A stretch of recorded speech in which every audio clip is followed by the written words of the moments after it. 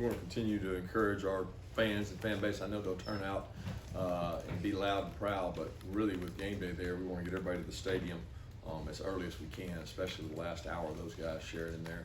I'd also like to congratulate Kirby for his award, Community Service Award, National Award. Tremendous job by him. He's a model player and person and student, and for him to get that award, I think it's pretty incredible, the job he's done since being here, and comes from a great family, and it's a great award for the University of Georgia to get recognized, to have a player of that caliber be put on that team. With that, we'll open it up.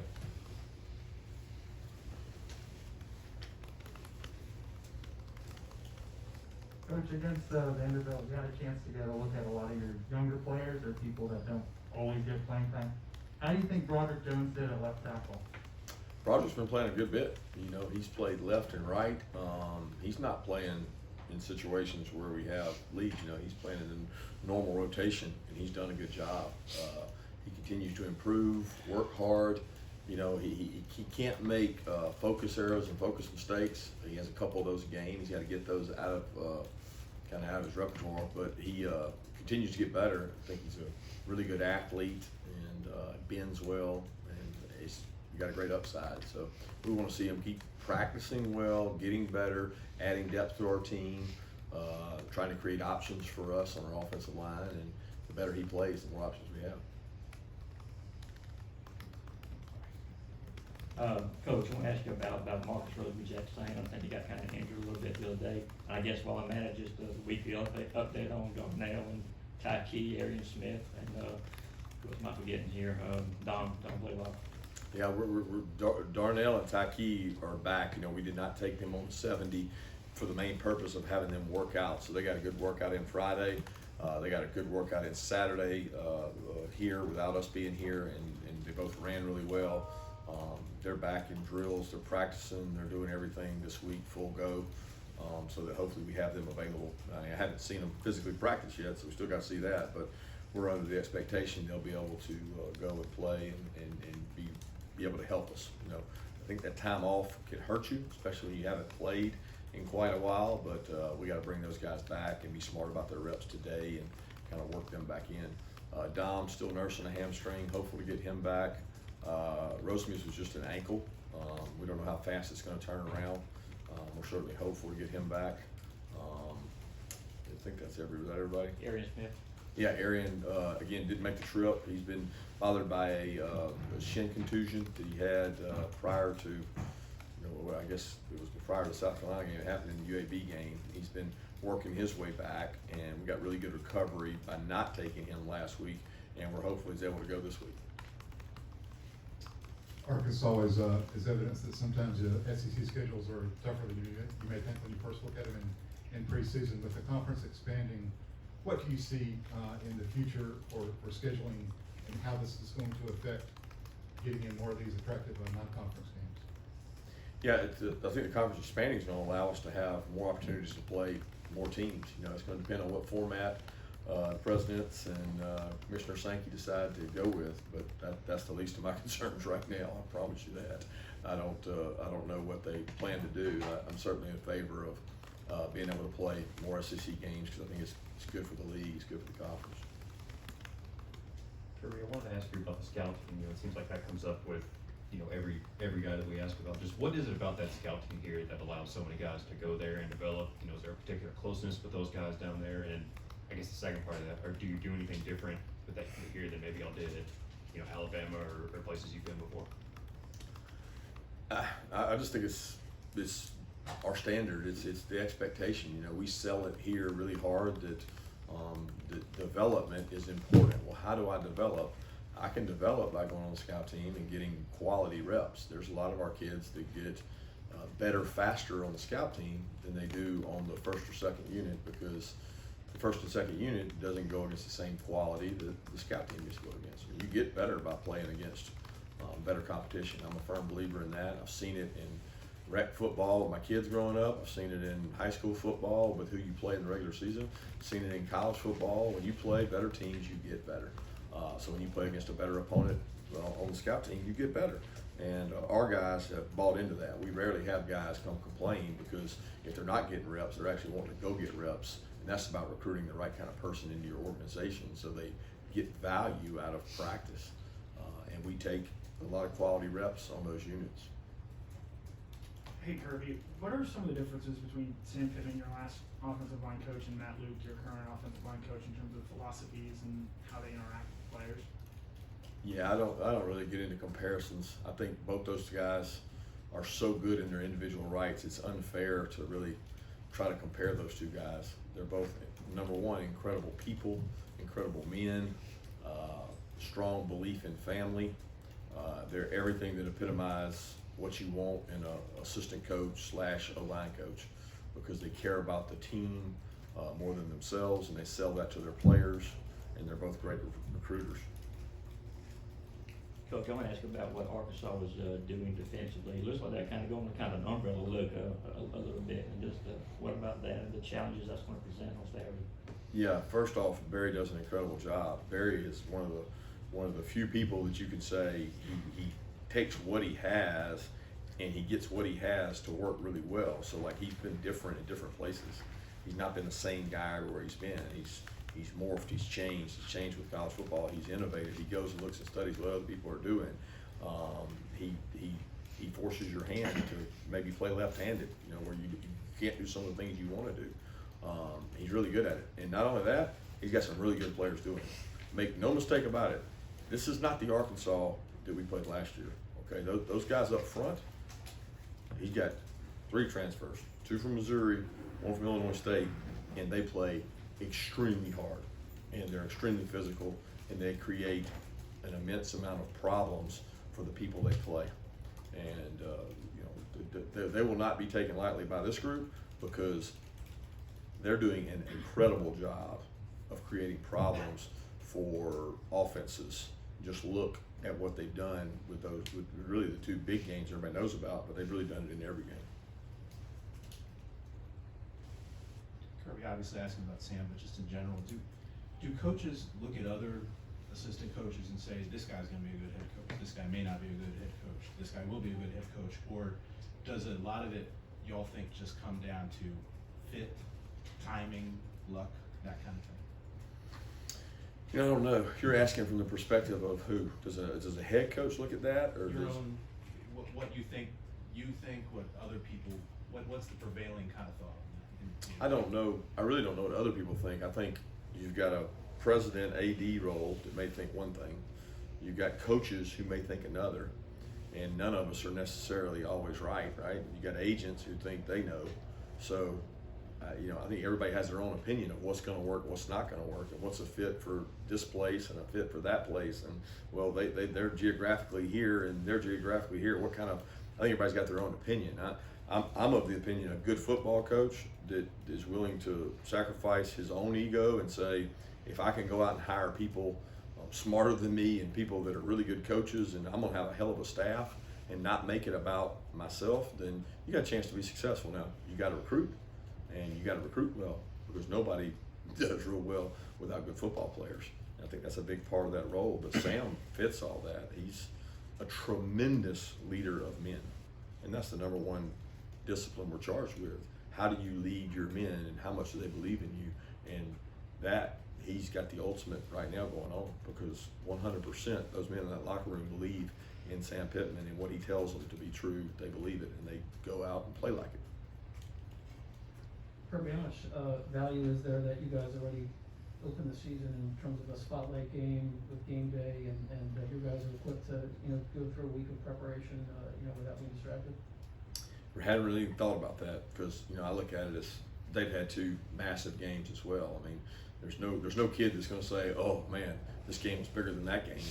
They're all big. I mean, they're all tremendously big games, and they only get bigger from here. So I don't think anybody has an advantage when it comes to that. The advantage we can have is, can our crowd impact the game at 12:01 like they could at 8:01, and that's the challenge that's issued to our fans to prep for that and to be able to help us, because, you know, we got this game at home, so that's supposed to be an advantage, and we got to try to make it an advantage, because the teams that play at home have across the board this year more than last year with packed stadiums have had some kind of advantage, at least crowd noise wise.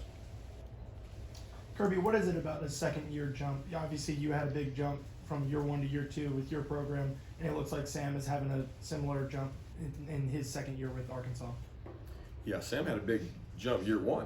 I mean, he had a tremendous jump, right? From every game he won was one more. So I mean, he did a tremendous job there and continues to grow it. I think what's really helped Sam is the buy-in and belief that the kids had in him. That he's got either 8 or 9 super seniors. 8 or 9 super seniors makes a big difference, guys. I mean, you're talking about those are Schaefer's and Devontae Wyatt's, 2 of our better, more experienced players. You multiply that times 4, and they got that. And they got 16 something seniors. They got 7 or 8 returning starters on both sides of the ball. I mean, you don't see that in the SEC. And I told people before the season started, write it down. Team with senior leadership, team with experience, team with the most seniors always does well in our conference. And no doubt they're doing the same here. Coach, when you look at Traylon Burke from Arkansas, just the kind of weapon he is, how big he is, how fast he is, what's that going to present to y'all? Yeah, I mean, he was that way last year. He's a competitor, loves the game. I love the way the guy plays. He's multi-purpose. He can do so many things. They do a really good job of using his skill set. I think Coach Briles does a great job of making sure that the ball can get to him different ways. And he's a football player. Coach, you talked about the running backs, explosive plays. That's kind of been a reoccurring theme after watching the tape. Have you seen anything that could help you in that area? As far as? I think the longest run from a running back this year is 23 yards. Yeah, I would say last year wasn't a whole lot different. Like we weren't really explosive the last 2 years in the run game, and some of that has to do with the way people are playing us. Some of it has to do with RPOs being called, being able to block, more on the perimeter. Some of it has to do with the size of our offensive line. You go back, we were a bigger, more physical team when we had the 2 first-round tackles, and explosive runs are about holes and displacement. If you displace people, you get explosive runs. If you don't displace people, you don't get explosive runs. You got to be run efficient, and we've been run efficient. And efficiency to me is as important as explosivity. Like if you just said, hey, which ones? They're both important, but for our rushing average and our run efficiency, the way we evaluate it, we've been on par with where we should be. We just haven't been explosive, and I would love to be explosive, but it's not more important than being efficient. You mentioned a second ago that not having the super big offensive lineman like Ben and Solomon, is that just because of circumstance, because those guys graduated and you don't have younger guys that are quite at that size, a recruiting shift? Is there anything that's led to that, or is it just circumstance? I don't think so. I mean, I think that we had a run there where we had 2 really massive, talented tackles, and I think our tackles are good now. They're just probably not first-round picks, and those 2 guys were, and we were really big, and Ben was really big. Tate gave us more size, and we lost him. So it's one of those deals that I think we continue to improve. The guys we got are buying in. We're every team's different. So where we might not be as strong, we might be stronger in some other areas. We certainly have good depth. We've got tight ends with different skill sets than we've had in the past. So we have to try to highlight those. Kirby, the blessing of having so many running backs that are guys you could use in the game, I guess, where are you on maybe some guys need more carries to develop a rhythm in a game versus spreading out those carries? Not at that point. I think it's important to stay healthy, stay fresh, use the hot hand, whatever that hot hand may be. Those guys are all contributing factors on special teams. I mean, each one of them is a really good special teams player in his own right, has a role, and those snaps are really valuable for us. And unless there's a hot hand to the point where a guy is out rushing, making more people miss, where there's a considerable difference, we're going to use those guys. That's part of the recruitment, right? Is that you're not getting 20 to 25 carries because we are able to share the load. I think that helps us from a turnover standpoint, a stamina standpoint, a health standpoint, a morale standpoint. But by all means, if we got a back out there that's making everybody miss, he'll be in the game. But at the end of the day, it's really for us about can you rush the ball efficiently, and what do you do best? Like, what is your skill set best suited to make us successful? Kirby, how do you evaluate Latavius running after 4 games, and when Pikey's ready in terms of his health, how do you kind of envision his role? It depends on how Tyke plays and practices, right? He hasn't had the luxury of practicing or playing. He was practicing with us before, and he was rotating with Bruni, but neither guy had distanced themselves to the point of being like elite or being on top of the position to the point where that person has to play more. They were rolling, and we'll see how that goes with these guys. And Bruni's really smart, very experienced, plays multiple positions, doing a good job learning his positions. There's some things Bruni can do better, and he'd be the first to tell you that. He's working on those to improve. Kirby, I think your Georgia teams are 11-6 in these top 10 games. Obviously, there's a lot of potential distractions in these environments. What have you done well to maybe not let those distractions affect your teams in these types of matchups? I don't know. Keep the main thing the main thing. I mean, it's a simple saying, but it's really that simple. That, you know, I don't think we lost some of those games because they were big games and they were distracted. I think it has a lot to do with the players on the field, and that's what this will come down to too. It won't be about whether game day's here or how many people are in the stands. I mean, that may impact the crowd noise, but that's not. At the end of the day, the players on the field have to play well, and I'm a lot more interested in the prep of that than I am some secret factor. You've had freshmen come in and play well before, but for Brock Bowers to be playing this well this early, what separates him from, say, guys like Jake Fromm or George Pickens that have had, Andrew Thomas, that have had strong freshman seasons in the past? Well, I think he's been blessed with other tight ends being out. John's been hurt, Darnell's been hurt. I think he's been given opportunity because we've had some wideouts down. So if you put a lot of those other factors back in, maybe he's not as productive. Maybe we're not as productive. But he certainly works really hard, and those other guys you just mentioned did too. And a lot of being successful as a freshman is opportunity, and he's taking advantage of his opportunity. Just double checking, Coach William Pools is back this week. Yeah. Okay. Yeah.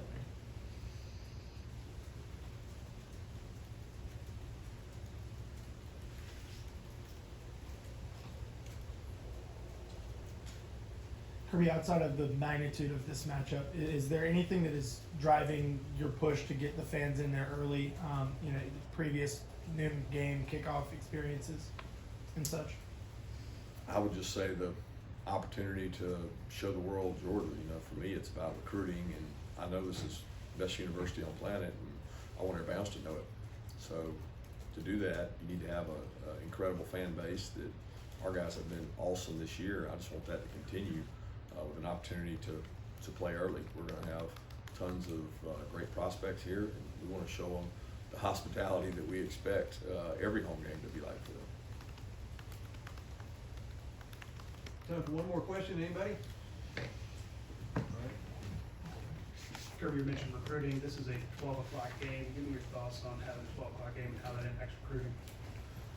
I think it's all about how your fans handle it. You know, the fact game days here, I think that helps with recruiting. I think the way our fans handle it, the atmosphere they create will help with it. It gives us probably more time at the end of the game as opposed to, you know, guys being gone and jetting out of here for long drives home. We probably get an opportunity to see them more afterwards. It makes it tougher for guys from faraway distances to get here, obviously, with a 12 o'clock kick. But with each, you know, good thing, there's a negative thing. With all things, that's the case. So we try to make these things positive for us in recruiting this Saturday with a noon kick, make it best we can.